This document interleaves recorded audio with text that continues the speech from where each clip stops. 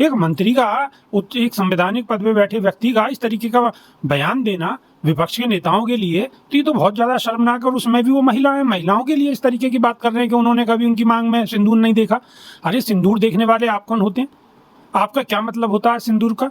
आप किसका सिंदूर देखेंगे? आप अपने घर वाली का सिंदूर देखिए। फालतू की चीज़ों में आप भाग क्यों ले रहे हैं?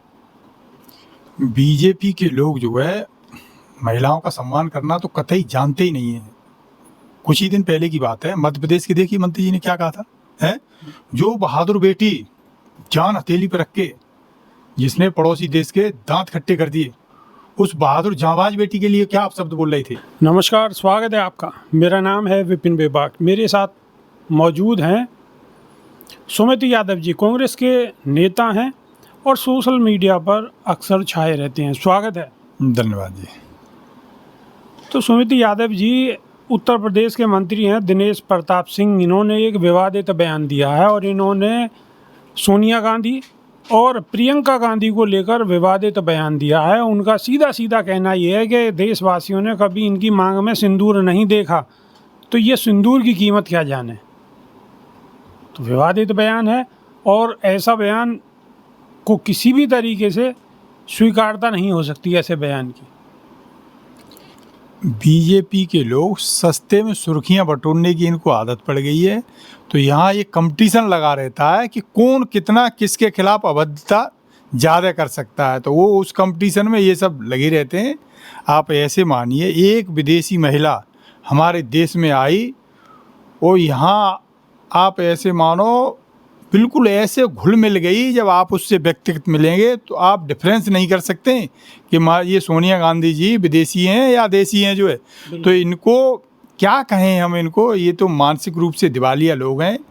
उसी रेस में ये शामिल हो गए हैं कि हम भी कुछ उल्टा सीधा बोल लें तो हमें भी कुछ और हमारा प्रमोशन हो। लेकिन सुमित यादव, सबसे बड़ी बात ये है कि बीजेपी के नेता आए दिन कुछ ना कुछ बोलते ही रहते हैं। तो एक संवैधानिक पद पर बैठे हुए मंत्री हैं उत्तर प्रदेश सरकार में, और वो इस तरीके का बयान दे रहे हैं। ये तो बिल्कुल गली मोहल्ले वाले दो कौड़ी के जो टटपुंजिए लोग होते हैं उनके बयान होते हैं इस तरीके के। एक मंत्री का, एक संवैधानिक पद पे बैठे व्यक्ति का इस तरीके का बयान देना विपक्ष के नेताओं के लिए, तो ये तो बहुत ज़्यादा शर्मनाक है। और उसमें भी वो महिला है, महिलाओं के लिए इस तरीके की बात कर रहे हैं कि उन्होंने कभी उनकी मांग में सिंदूर नहीं देखा। अरे सिंदूर देखने वाले आप कौन होते हैं? आपका क्या मतलब होता है सिंदूर का? आप किसका सिंदूर देखेंगे? आप अपने घर वाली का सिंदूर देखिए। फालतू की चीज़ों में आप भाग क्यों ले रहे हैं? बीजेपी के लोग जो है महिलाओं का सम्मान करना तो कतई जानते ही नहीं है। कुछ ही दिन पहले की बात है, मध्य प्रदेश की देखिए मंत्री जी ने क्या कहा था, है जो बहादुर बेटी जान हथेली पर रख के जिसने पड़ोसी देश के दांत खट्टे कर दिए, उस बहादुर जांबाज बेटी के लिए क्या आप शब्द बोल रहे थे? तो बीजेपी के लोग तो बिल्कुल इतना नीचे गिर जाते हैं कि उनकी तो बात पर प्रतिक्रिया करना भी हमें अच्छा नहीं लगता है। तो ये सब वो लोग हैं, आप ऐसे देखिए जो है इनके सांसद हैं, उनके खिलाफ धरना दिया पहलवान बेटियों ने, लेकिन उनकी गिरफ्तारी नहीं हुई साहब। और क्या नारा देते हैं, बेटी बचाओ बेटी पढ़ाओ, जबकि ठीक उल्टे कर्म रहते हैं इनके जो है। तो हम तो, चाहे वो चिन्मयानंद हों, चाहे वे एक और विधायक थे उत्तर प्रदेश के वो हों, बीजेपी के लोगों के कारनामे ऐसे हैं कि महिलाओं को बिल्कुल क्या समझते हैं वो, भाई अब समय से परे है बिल्कुल जो है।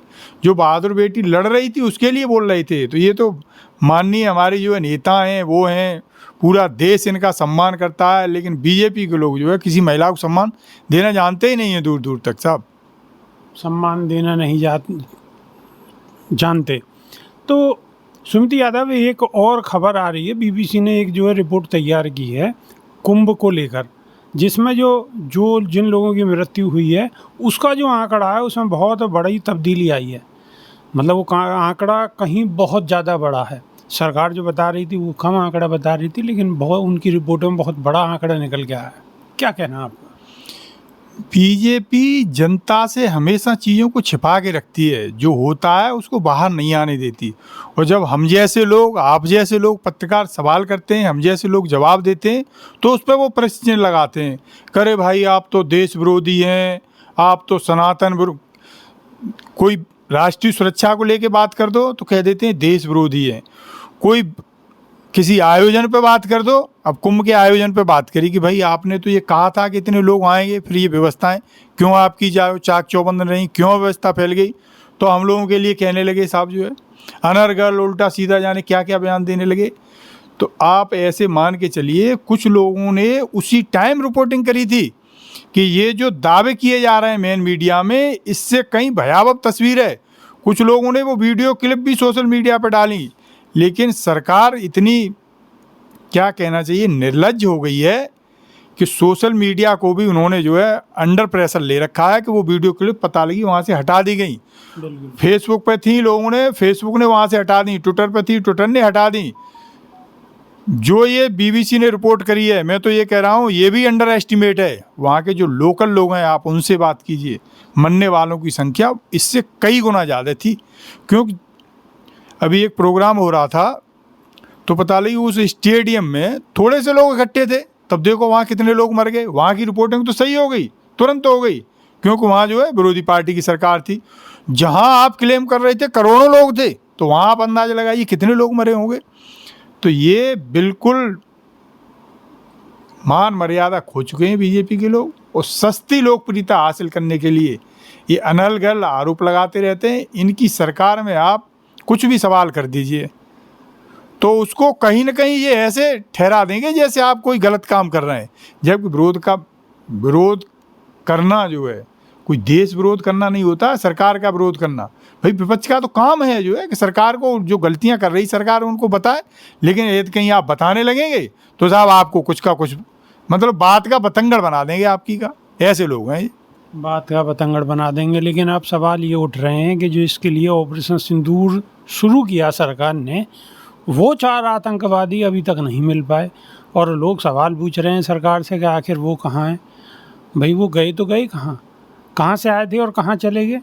और हम इतना बड़ा हमने ऑपरेशन शुरू किया, उसके बावजूद भी हमारे हाथ आज की डेट में खाली है। आप ऐसे समझिए मीडिया इतना हल्ला गुल्ला मचा रहा था, ये हो गया वो हो गया, लेकिन आज तक ये सुराग नहीं लगा है कि वो कहाँ से आए, कैसे आए, किसने उनको साधन मुहैया कराए। भाई वो हथियार लेके ऐसे कहीं ट्रेवल तो करने ही लिए होंगे, कहीं न कहीं से उन्होंने व्यवस्थाएं अरेंज करी होंगी, तो वो कोई खुलासा नहीं हुआ है साहब। दाएं बाएं की बातें ले लो आप इनसे जो है, न तो उन्हें ज़मीन निकल गई, न वो आसमान में कहीं उड़ के चले गए, वो कहीं न कहीं से तो गए। वहाँ बीजेपी जो लॉ एंड ऑर्डर की व्यवस्था है वो बीजेपी के बैठे हुए हैं गवर्नर साहब, ये उनको देखना चाहिए था। लेकिन मजाल क्या है साहब, इस पर कुछ बोलने वो जो है दाएं बाएं की बातें खूब देख लो आप जो है, देश में कैसे विघटन डालना है इस पर रोज़ बयानबाजी आ जा रही है। सिंदूर पे साहब ये है वो है, हमने कोई प्रश्न नहीं उठाया था, लेकिन अब क्योंकि ये बिल्कुल राजनीति को क्या कहना चाहिए, जो मिनिमम मर्यादाएं होती हैं उनको भी भूल रहे हैं, तो हमारी मजबूरी हो रही है कि भाई आपसे सवाल पूछेंगे। तो सवाल तो पूछेंगे साहब, और पूछते ही रहेंगे कि वो कहाँ गए 4 लोग, आज तक आप बता नहीं पाए। तो ये तो जायज़ है, कोई नाजायज़ सवाल नहीं है। सवाल बिल्कुल जायज़ है कि आखिर वो 4 आतंकवादी जिन्होंने इतना खून खराबा किया, जिसने भारत देश को बिल्कुल आंसुओं से रुला दिया, आखिर वो 4 आतंकवादी गए तो गए कहाँ। सवाल वाजिब है और सवाल उठते रहेंगे, जवाब सरकार को देना ही होगा। तो अभी के लिए सिर्फ इतना ही, नई वीडियो में फिर रूबरू होंगे। बहुत बहुत शुक्रिया, धन्यवाद, नमस्कार। धन्यवाद जी।